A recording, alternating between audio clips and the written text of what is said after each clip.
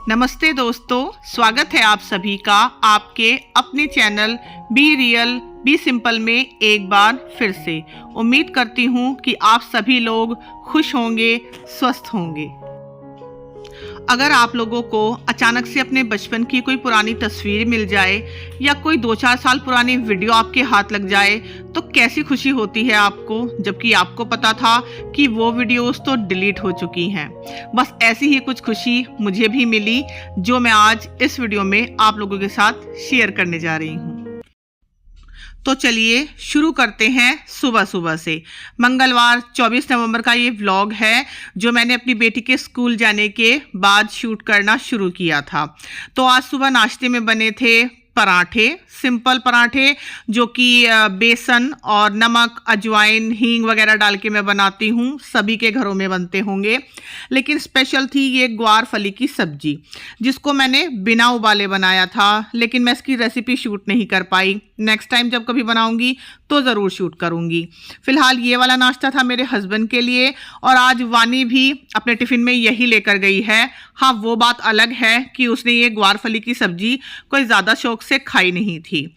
अब मेरा नाश्ता होने वाला है कुछ स्पेशल सा, हमारे बचपन वाला। तो यहाँ पर है रात की बची हुई बासी रोटी और इस रोटी में भी मैंने रात को बनाते वक्त बेसन मिलाया था। और ये थोड़ी सी मोटी रोटी है, वो जो एक लास्ट की रोटी हम बनाते हैं ना, थोड़ी सी मोटी, बस ये वही वाली रोटी है।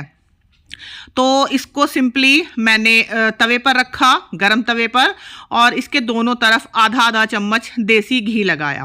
और अब आप देख रहे हो कितना धुआं उठ रहा है घी लगाने से। तो यही कारण है कि मैं कुछ भी पराठे वगैरह अगर बनाती हूँ ना तो उनको घी में सेकने से बचती हूँ, क्योंकि जब भी हम घी में कुछ भी सेकते हैं ना तो बहुत ज़्यादा धुआं उठता है।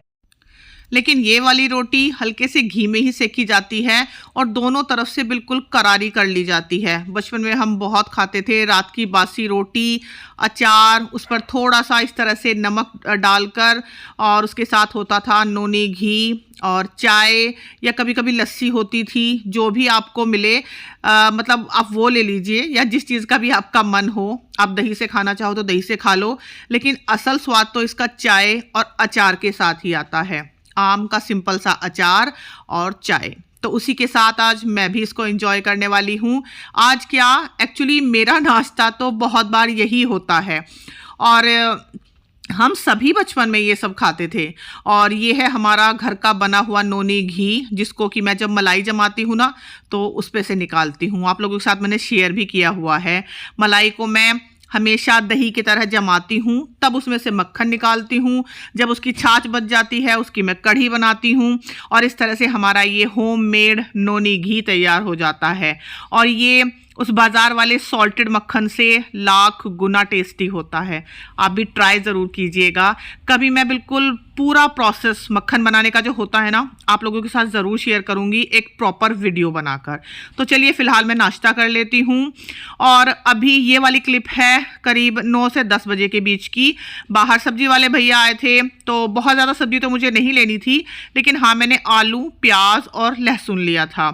तो प्याज में ना ये बहुत मोटे मोटे से छिलके होते हैं, तो जब भी हम मतलब मैं टोकरी को रखती हूँ, प्याज ले लेती हूँ और वो टोकरी रखती हूँ, तो वो छिलके फिर उसमें से बाहर गिरते रहते हैं। और जहाँ पर भी मैं वो टोकरी रखूँ तो वहाँ पर थोड़ी बहुत गंदगी हो ही जाती है। तो इसलिए मैं हर बार ऐसे करती हूँ कि जब भी मैं प्याज लेती हूँ ना, उसके ऊपर जितने भी एक्स्ट्रा छिलके हैं उनको इस तरह से हटा लेती हूँ। तो सारे प्याज और लहसुन मैंने इस एक ही टोकरी में रख लिए हैं। लहसुन आप देख रहे हो बिल्कुल थोड़ा सा ही है, क्योंकि बहुत ज़्यादा लहसुन मैं इस्तेमाल करती नहीं हूँ, बहुत ही कम सब्जियों में इस्तेमाल करती हूँ। और यहाँ पर मेरे हाथों की हालत आप देख रहे हो, बिल्कुल काले हो गए हैं प्याज के छिलके साफ करते करते। तो जितने भी छिलके इकट्ठे हुए वो मैंने इस वाले थैले में इकट्ठे कर लिए हैं। और ये मिठाई का एक थैला है, तो इस तरह के थैले में रखती रहती हूँ। कभी कभी ना कोई बास्केट अगर खाली नहीं होती और घर के बाहर से ही सब्जी लेनी होती है मुझे, क्योंकि ज़्यादातर सब्जी वाले भैया घर के बाहर ही आते हैं, तो मैं इस तरह के थैलों में सब्जी ले लेती हूँ, जिससे पॉलीथीन का यूज़ थोड़ा सा कम होता है।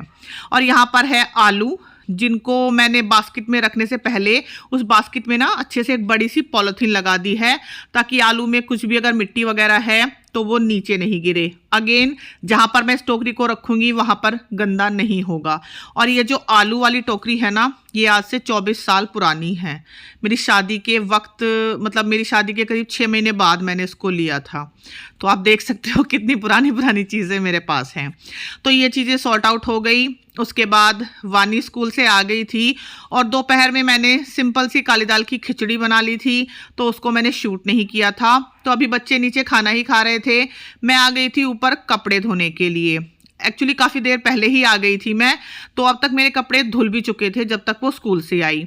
और यहाँ पर मेरे हाथ में फ़ोन भी था, ये आर्टिफिशियल फ्लावर भी थे जो मैंने धोए थे। ये दिवाली के टाइम पे धुले थे और तब से लेकर अब तक काफ़ी धूल मिट्टी हो चुकी है, तो मैंने दोबारा धो दिए थे। और साथ ही मैं बाल्टी भी नीचे लेके जा रही हूँ जिसमें छोटे छोटे कपड़े हैं जो मैं नीचे स्टैंड पे सुखाती हूँ। पानी की बोतल आप देख रहे हो, जिसको मैं हमेशा ऊपर लेके आती हूँ अपने साथ जब भी मैं ऊपर कुछ काम करने आती हूँ या कपड़े धोने आती हूँ, क्योंकि सर्दी में प्यास तो लगेगी नहीं, बिना प्यास के ही पानी पीना पड़ेगा, नहीं तो बहुत ज़्यादा डिहाइड्रेशन हो जाएगी। अब नीचे आके देखा तो देखिए जूते चप्पल वानी ने किस तरह से लाइन में लगाए हुए हैं, क्योंकि उसे पता है कि अगर बिखेर के रखे तो फिर सुनने को मिलेगा। और यहाँ पर है ये मटका जो मैंने स्टोर रूम से निकाला था और ये मुझे ऊपर छत पे रख के आना था, लेकिन मैं भूल गई। अब दोबारा से इसके लिए मुझे चक्कर लगाना पड़ेगा। तो नीचे आकर शाम ही हो चुकी थी इस टाइम तक, मतलब 3:30 पौने 4 का टाइम हो गया था। तो अब चाय बनाने का टाइम था और ये सब फ्लावर वगैरह मैंने वानी को दे दिए थे, वो अरेंज कर देगी। फ्रिज के ऊपर का ये कवर ये भी धुला है और बिल्कुल साफ़ सुथरा नया हो गया है धुल के। और ये जो फूल है ना, इनको मैं अदला बदली करती रहती हूँ, मतलब कभी यहाँ पर सफ़ेद वाले लगा देती हूँ, कभी अंदर सफ़ेद वाले लगा देती हूँ, तो इस तरह से थोड़ा सा चेंज हो जाता है। अब यहाँ पर मैंने चाय बनने के लिए रखी है, एक तरफ दूध गर्म होने लग रहा है, साथ ही मैं यहाँ पर कुछ ये चीज़ें रिफ़िल कर रही हूँ जिसमें है कसूरी मेथी और सूजी। जिन दोनों को, मतलब इन दोनों को मैंने ड्राई रोस्ट किया था और ड्राई रोस्ट करके मैं इनको थाली में रखकर ऊपर चली गई थी कपड़े धोने के लिए, क्योंकि जब ये गर्म थी तब तो मैं इनको डब्बे में नहीं निकाल सकती थी। अब इनका टेम्परेचर बिल्कुल ठंडा हो गया है, अब मैं इनको डब्बे में निकाल के रख रही हूँ। तो सूजी भी और कसूरी मेथी भी मैं हमेशा ड्राई रोस्ट करके रखती हूँ, ताकि एक ना इनकी शेल्फ लाइफ बढ़ जाए, बस इसलिए। क्योंकि सूजी को अगर हम ऐसे ही रख देंगे तो उसमें कीड़ा लगने का डर है। तो अभी ये दोनों काम भी मेरे हो गए हैं और अब हम पियेंगे गर्मा गर्म चाय और उसके बाद हम बनाएंगे शाम का टेस्टी सा डिनर। तो आज रात के खाने में मैंने बनाया था शाही पनीर और यहाँ पर है उसका बेसिक सा मसाला, जिसमें है 4 से 5 प्याज, 3 से 4 टमाटर मैंने लिए थे मीडियम साइज़ के, 2-3 हरी मिर्चें थी, करीब 10-12 काजू थे जिनको मैंने हल्के से तेल के साथ इस तरह ही मोटा मोटा काट के भून लिया था। और बहुत ज़्यादा खड़े मसाले मेरे पास आज थे नहीं, सिर्फ छोटी इलायची, लौंग और काली मिर्च, यही मैंने 2-2 4-4 करके इसमें डाली थी। बड़े वाले मसाले जैसे दालचीनी, बड़ी इलायची, तेज़पत्ता, ये सब ख़त्म हो रखा है घर में, तो इसलिए ऐसा कुछ मैंने नहीं डाला था। और यहाँ पर मैंने नान के लिए आटा बना के रख दिया था, ये मैंने सबसे पहले बना के रखा था। इसमें 1 कटोरी आटा, 1 कटोरी मैदा, थोड़ा सा बेकिंग पाउडर और इसको मैंने दही से गूंथ के रखा था। तो उसको करीब 1-1.5 घंटे का रेस्ट मिल जाएगा, तब तक हमारा पनीर तैयार हो जाएगा। तो ये प्याज टमाटर वाला जो मसाला है हल्का सा ठंडा हो गया तो मैंने इसको पीस लिया है। और वहाँ पर आपने देखा था पनीर के मैंने 2 ब्लॉक मंगाए हुए हैं। बाज़ार का पनीर मैं इस्तेमाल कर रही हूँ, घर पे मैंने नहीं बनाया था। तो ये ग्रेवी ना कुछ लोग छानते भी हैं बिल्कुल स्मूथ करने के लिए, लेकिन मैं कभी इसको छानती नहीं हूँ। हाँ, बिल्कुल बारीक करके मैं इसको पीस लेती हूँ। साथ ही हल्का सा पानी भी मिक्सर जार को धो के मैंने इसमें डाल दिया है, क्योंकि फ्लेवर वेस्ट नहीं करने। और कढ़ाई भी मैंने धोई नहीं थी, वही कढ़ाई जिसमें मैंने मसाले को भूना था उसी में मैंने ग्रेवी को भी दोबारा से गर्म करने के लिए रख दिया है। तो अब इस ग्रेवी को हम अच्छे से उबालेंगे। साथ ही पनीर के ना मैंने बिल्कुल छोटे छोटे से पीस करके, बिल्कुल करीब समझ लीजिए 1 से 1.5 चम्मच मूंगफली के तेल में मैंने इनको हल्का सा शैलो फ्राई कह लीजिए आप इनको, या बस कह लीजिए कि सेक लिया है। बहुत ज़्यादा तेल का इस्तेमाल मैंने नहीं किया। और छोटा छोटा पनीर को मैंने इसलिए काटा है ताकि हर एक बाइट में पनीर आ जाए, मतलब सबको पनीर मिल जाए। और यहाँ पर है थोड़ा सा दूध, जिसमें मैंने 1 चम्मच मिल्क पाउडर घोला हुआ है। बहुत ज़्यादा मिल्क पाउडर मेरे पास था नहीं, बिल्कुल बस 1-1.5 चम्मच के करीब ही पड़ा था। उसको अच्छे से दूध में घोल के तब मैंने इस ग्रेवी में उसको शामिल कर दिया है। तो मिल्क पाउडर में ना हल्की सी मिठास होती है, तो वो हमारे शाही पनीर को एक रिचनेस भी देगा और मिठास भी देगा। अब मैंने पनीर शामिल कर दिया है इसमें। और शाही पनीर की ना एक प्रॉपर रेसिपी मेरे चैनल पर है, मैं उसका लिंक डाल दूंगी डिस्क्रिप्शन बॉक्स में। अगर आप लोग इंटरेस्टेड हैं तो प्लीज़ देख लीजिएगा, क्योंकि यहाँ पर मैंने बहुत ज़्यादा डिटेल में शूट नहीं किया है। अब जब ग्रेवी हमारी लगभग तैयार हो चुकी है, उसमें मैंने डाला है ये शाही पनीर मसाला। 10 रुपये का छोटा सा ये पाउच आता है, मैं ज़्यादातर इसी को इस्तेमाल करती हूँ। साथ ही 1 चम्मच हमने इसमें चीनी डाली है। और ये चीनी आपके पनीर को मीठा नहीं करेगी, बस वो हल्का सा स्वाद आएगा जो आपको रेस्टोरेंट वगैरह के शाही पनीर में आता है। अगर आप इस 1 चम्मच चीनी को नहीं डालेंगे ना, तो आपको फ़र्क साफ नज़र आ जाएगा।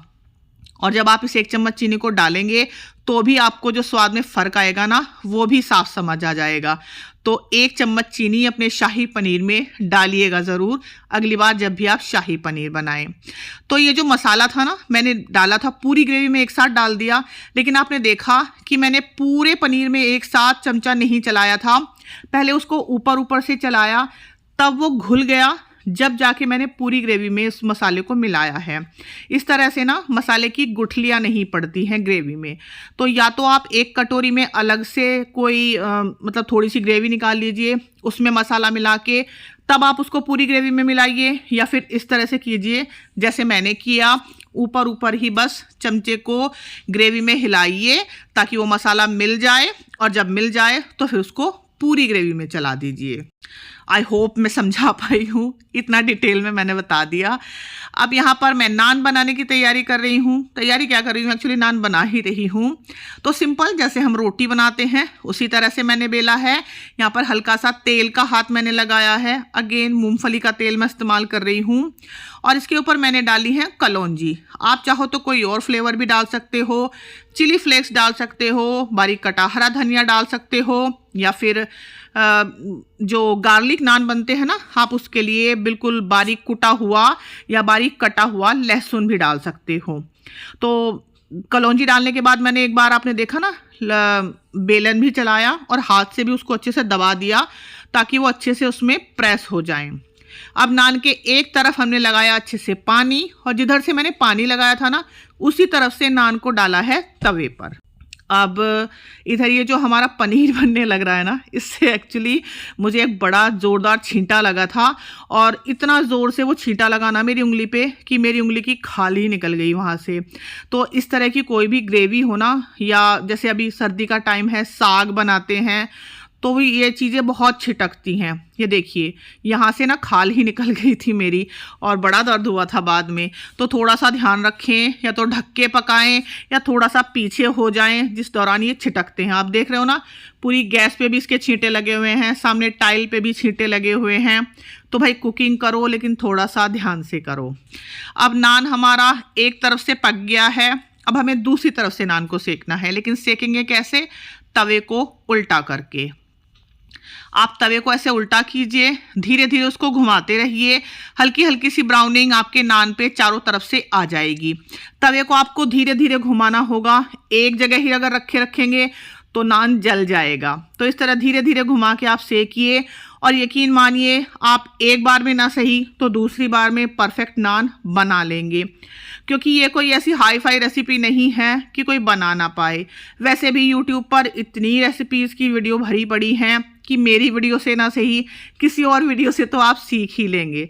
लेकिन बस मैं ये कोशिश करती हूँ कि किसी को ये ना लगे कि यार ये तो बड़े हाई फाई शेफ़ हैं, ये बना पा रहे हैं, हमसे तो नहीं बनेगा, या हमारे पास तो इस तरह के बर्तन नहीं हैं, हमारे पास तो इस तरह का सामान नहीं है। आपके ही सामने है, मैंने बिल्कुल सिंपल घर के सामान से सब कुछ बनाया है। तो बहनों, विश्वास रखो, अगर मैं बना पा रही हूँ तो आप भी ज़रूर बना लोगे। मैंने भी कोई पहली बार में नहीं सीख लिया था, 2-4 बार तो हर रेसिपी मुझसे भी बिगड़ी है। लेकिन जब भी कोई रेसिपी बिगड़ी है ना, तो हर बार मुझे ये पता चल जाता था कि इस बार क्या कमी हुई है जिसकी वजह से ये रेसिपी बिगड़ी है। तो चलिए, ढेर सारी बातों के साथ देखिए हमारा नान भी सिककर परफेक्ट तैयार हो गया और पीछे की तरफ बिल्कुल वो तंदूरी इफेक्ट आया है, जैसा कि हम रेस्टोरेंट वगैरह में खाते हैं या ढाबे पे खाते हैं। हालांकि मैं कभी भी अपने खाने को ये नहीं कहती हूँ कि परफेक्ट रेस्टोरेंट स्टाइल या ढाबा स्टाइल, जी नहीं, ये बिल्कुल घर स्टाइल वाला खाना है जो हम सब अपने घर में महीने 2 महीने में तो एक बार बना ही लेते हैं। और मैंने लास्ट टाइम नान और पनीर शायद रक्षाबंधन से पहले बनाया था, तो इतने दिनों में तो खैर एक बार ये रेसिपी बननी ज़रूरी थी। ये मेरे दोनों ही बच्चों को बहुत पसंद है। प्याज सिर्फ मेरी बेटी खाएगी, बेटा नहीं खाता है। और आज मेरे पास बटर भी नहीं था, इसलिए मैंने नान पे अपना सिंपल देसी घी लगाया है। तो ज़रूरी नहीं है कि आपको बटर ही लगाना है, देसी घी है तो देसी घी ही लगा दीजिए। अब गर्मा गर्म नान में एक एक सेकती हुई बच्चों को दे रही हूँ और वो खा रहे हैं। तो नान, लच्छा पराठा, ये सब चीज़ें ऐसी हैं कि आप गर्मा गर्म सेको तो ही मज़ा आएगा। वैसे भी 1 या 2 से ज़्यादा किसी से खाए भी नहीं जाते क्योंकि ये हैवी ही इतने होते हैं। अब यहाँ पर देखिए, मैं एक और तरीका आपको बताती हूँ, तरीका नहीं एक्चुअली मिस्टेक बताती हूँ, कि जब हम नान पे पानी लगाते हैं ना और उसको उस तरफ से तवे पे चिपकाते हैं, तो अगर आपने थोड़ा सा ही पानी लगाया है ना तो नान आपका तवे पे से उतर जाएगा। अभी तो आप देख रहे हो चिपका हुआ है, लेकिन जैसे ही मैं इसको सेकने के लिए तवे को उल्टा करूँगी तो ये देखिए ये उतर रहा है। इस पे मैंने जानबूझ के कम पानी लगाया था आप लोगों को दिखाने के लिए। तो अगर आपका नान इस तरह से उतर के गिर जाए ना तो घबराइए मत, उसको सिंपल रोटी की तरह सेक लीजिए, क्योंकि जो हमें तंदूर वाला इफेक्ट चाहिए था ना वो पीछे ऑलरेडी आ चुका है जहाँ से ये तवे पर चिपका हुआ था। तो इधर से आप इसको सिंपल जैसे मैं सेक रही हूँ रोटी की तरह ऐसे सेक लीजिए, तो इस तरह से भी आपका नान परफेक्ट बन जाएगा। लेकिन कोशिश कीजिए कि अच्छे से आप उस पर पानी लगाओ ताकि वो तवे पे खूब अच्छे से चिपका रहे। लेकिन हाँ, एक मिस्टेक बिल्कुल मत कीजिएगा कि आप रोटी की तरह नान को बनाओ, यानी कि उस पर पानी नहीं लगाया आपने, सिंपल रोटी की तरह आपने उसको तवे पर दोनों तरफ से सेका और फिर डायरेक्ट आपने उसको फ्लेम पे सेक लिया। फिर वो नान वाला जो स्वाद है ना वो नहीं आएगा। तो बस इतना ध्यान रखिए कि एक तरफ अच्छे से पानी लगाइए, उसको तवे पे चिपकाइए और उसके बाद उसको चाहो तो तवे पे सेक लो, या फिर जिस तरह से मैंने अभी पिछली क्लिप में दिखाया आप उसको चिमटे से पकड़कर डायरेक्ट फ्लेम पे सेक लो। लेकिन एक तरफ से आपका नान तवे पर चिपकना ज़रूर चाहिए। तो यहाँ पर मैंने एक सिंपल नान भी बनाया था। और अब बारी है उन क्लिप्स की जो मुझे मेरे गूगल फ़ोटोज़ में थोड़ी सी मेमोरी खाली करते वक्त मिली। ये जो क्लिप्स हैं अभी आप आगे देखोगे यहाँ से लेके वीडियो के लास्ट तक। तो ये क्लिप ना आज से 1 साल पुरानी है। मुझे नहीं पता किसी को इन क्लिप्स को देखने में इंटरेस्ट है या नहीं, या ये किसी के लिए इंटरेस्टिंग मतलब एंटरटेनिंग होंगी या नहीं, लेकिन ये मेरे लिए बहुत कीमती है। जैसे मैंने शुरुआत में ही कहा था ना कि कोई पुराना फ़ोटो, कोई पुरानी वीडियो, कोई क्लिप आपको ऐसी मिल जाए जो आपको पता था कि ये तो डिलीट हो चुकी हैं और अचानक से आपके सामने आ जाएं, तो आपको कितनी खुशी होगी। ऐसा लगेगा ना कि जैसे कोई खोई हुई चीज़ मिल गई आपको। तो ये क्लिप्स ना 1 साल पहले मैंने बनाई थी, जब मेरा भाई और मेरा भतीजा दोनों आए थे। भाभी नहीं आई थी उस टाइम पे, बस ये दोनों ही बाप बेटा आए थे और रात में काफ़ी लेट आए थे। और इत्तेफाक देखिए कि ये क्लिप मुझे उसी दिन मिली जिस दिन मैंने ये पनीर की सब्ज़ी और नान बनाया था, क्योंकि जिस दिन मेरा भाई आया था ना उस दिन भी मैंने सेम यही पनीर की सब्ज़ी बनाई थी, लेकिन उस दिन मैंने उसके साथ लच्छे पराठे बनाए थे। और इन क्लिप्स को ना मैं रखे रखे सोच ही रही थी कि वीडियो में डालूं नहीं डालूं, लेकिन फिर मैंने सोचा कि डाल देती हूँ ताकि ये क्लिप्स ना यूट्यूब पर रहेंगी, फिर कभी भी मेरा मन करेगा तो मैं इनको देख पाऊँगी दोबारा। फिर मतलब मुझे ये डर नहीं रहेगा कि कहीं ये डिलीट तो नहीं हो गई, मिलेंगी या नहीं मिलेंगी। क्योंकि लास्ट टाइम जब ये लोग आए थे क्लिप मैंने बनाई थी, वीडियो भी मैंने शूट की थी, लेकिन उस दौरान अगर किसी को याद हो, कोई मेरी वीडियोस देखता हो, तो पिछले साल ना मेरा फ़ोन ख़राब हुआ था, तो मैं 3-4 महीने तक वीडियो नहीं बना पाई थी और ये उसी दौरान गड़बड़ हुई थी। मुझे ये क्लिप्स मिली ही नहीं थी, मैंने सोचा कि डिलीट हो गई, लेकिन मुझे ये वीडियोस मिल गई गूगल फ़ोटोज़ के स्टोरेज में। Thank you Google photos. और अभी आप देख रहे हो रात का 1 बजा हुआ है, क्योंकि जिस दिन मेरा भाई आया था ना, उस दिन रात में करीब 12 सवा 12 तक तो ये लोग आए ही थे। फिर बाद में आके इन लोगों ने खाना खाया। इन लोगों ने क्या, हम सभी ने उसी टाइम पे खाना खाया था। हाँ, बच्चे सो गए थे, बस मैं और मेरे हस्बैंड जाग रहे थे। उसके बाद काफ़ी देर से हम सोए थे, 2-2:30 बजे। और ये उसके नेक्स्ट डे की क्लिप थी जो मैंने शूट की थी। तो उस दिन मेरी बेटी की छुट्टी थी और फिलहाल ये क्लिप वही शूट कर रही है। सुबह राघव उठा, उसने अपना दूध पिया, हम सब ने अपनी चाय पानी पी और उसके बाद हम बैठ के ढेर सारी बातें कर रहे थे। और यहाँ पर जितने भी गुड्डे, गुड़िया, हाथी, ये सब कुछ आपको देखने को मिल रहा है ना, इसमें से ज़्यादातर अब यही ले जा चुका है, क्योंकि ये जब भी आता है एक ना एक खिलौना तो इसको चाहिए होता है। और हम अपने बच्चों को कितने खिलौने दिलवाते हैं ना, सस्ते से सस्ते, महंगे से महंगे। लेकिन सच बताऊं, बच्चे उन खिलौनों से ज़्यादा ना आसपास की चीज़ों से खेल कर खुश रहते हैं। जैसे कि राघव है, इसको आप कितने भी खिलौने दे लो, लेकिन ये खेलेगा इस तरह से। देखिए, ये पटरी, कोई स्टूल इसको मिल जाए, बस उसको पूरा दिन इधर से उधर घुमाता रहेगा। और होता भी ऐसा ही है, क्योंकि वो जो महंगे महंगे खिलौने हैं ना, वो हम अपने बच्चों के लिए कम, अपने लिए शायद ज़्यादा खरीदते हैं। क्योंकि बच्चों को तो मतलब एक खास उम्र तक तो उनको पता भी नहीं रहता कि भाई कौन सा खिलौना लेना है, कौन सा नहीं। बस उनको जो आगे दिख जाए वो उसी की तरफ उंगली कर देते हैं। हाँ, वैसे हमारा राघव जो है, मेरा भतीजा, ये जिसकी मैं बात कर रही हूँ, इसको गाड़ी, जेसीबी, ट्रैक्टर ट्रॉली, इन सब का इतना शौक है ना कि इसने पूरा ट्रांसपोर्ट बनाया हुआ है। मतलब हमारे मायके में भी और जहाँ ये रहता है, जहाँ पर मेरे भाई की जॉब है, वहाँ पर भी एक पूरा एक बड़ा सा कार्टून भरा हुआ है इसके खिलौनों में। और उसमें ज़्यादातर आपको यही मिलेंगी, गाड़ी, bike, auto, JCB, truck, tractor. हम तो कभी कभी कहते हैं कि ये बड़ा होके शायद ट्रांसपोर्ट का ही काम करेगा। तो अभी फ़िलहाल हो गया है इसके नाश्ते का टाइम, जिसके लिए मैंने दलिया बनाया था। और हम सबके नाश्ते के लिए, नाश्ता क्या, एक्चुअली ब्रंच ही कह लीजिए एक तरह से, मैंने बनाई थी रोटी और आलू टमाटर मटर की सूखी सब्जी। तो जब राघव ने नाश्ता कर लिया, उसके बाद फिर मैंने इसको नहला दिया था। हल्के गुनगुने पानी से ही नहलाया था, हालांकि गर्मी थी उस टाइम पे, लेकिन इसको थोड़ा सा ना जुकाम हो रखा था, तो इसीलिए मैंने हल्के गुनगुने पानी से इसको नहलाया था। अच्छा, इस वीडियो को एंड करने से पहले मैं आप लोगों से एक सवाल पूछना चाहती हूँ कि जिस तरह मेरे साथ हुआ कि अचानक से 1 साल बाद मुझे कुछ डिलीटेड वीडियोस मिल गई अचानक से, जिनकी मुझे उम्मीद भी नहीं थी। मैंने तो सोचा था कि वो डिलीट हो चुकी हैं, अब कभी नहीं मिलेंगी। तो क्या आप लोगों के साथ भी ऐसा कभी हुआ है? और अगर हुआ है तो फिर आप लोगों ने कैसा रिएक्शन दिया? आप लोगों को कितनी खुशी हुई कि आप लोगों को वो वीडियोस या फोटोज़ मिल गई जो आपने सोचा था कि अब डिलीट हो गई, और आप लोगों ने उनको कैसे सहेज कर रखा, ये भी मेरे साथ ज़रूर शेयर कीजिएगा। कभी कभी होता है ना कि आपको बहुत अच्छा टाइम भी बिताने को मिलता है, बहुत अच्छी यादें भी बनाने को मिलती हैं।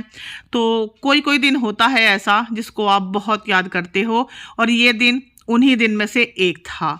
तो इसीलिए मैं बहुत ज़्यादा खुश हुई थी जब मुझे ये क्लिप्स गूगल फ़ोटोज़ पे मिल गई थी। तो मैंने सोचा कि भाई इनको तो मुझे ज़रूर अपनी वीडियो में शामिल करना है, और चाहे कुछ मैं शामिल करूं या ना करूं। तो खैर, इसी के साथ मैं इस वीडियो का एंड करती हूँ। कैसी लगी आप लोगों को ये वीडियो, प्लीज़ मुझे कमेंट सेक्शन में बताइएगा। अगर वीडियो कहीं भी पसंद आई हो तो प्लीज़ मेरे चैनल को सब्सक्राइब ज़रूर कीजिएगा। Thank you so much for watching. मेरी वीडियोस को अपना टाइम देने के लिए आपका बहुत बहुत धन्यवाद। चलती हूँ, दोबारा मिलूँगी एक नई वीडियो के साथ। और ये जो लास्ट वाली क्लिप है ना, इस क्लिप के लिए ही मैंने ये वीडियो स्पेशल बनाई है। आप भी देखिए और इन्जॉय कीजिए। बाय राघव, राघव बाय करवाइए, मत करो जी तरह मेरे छोने, बाय बाय।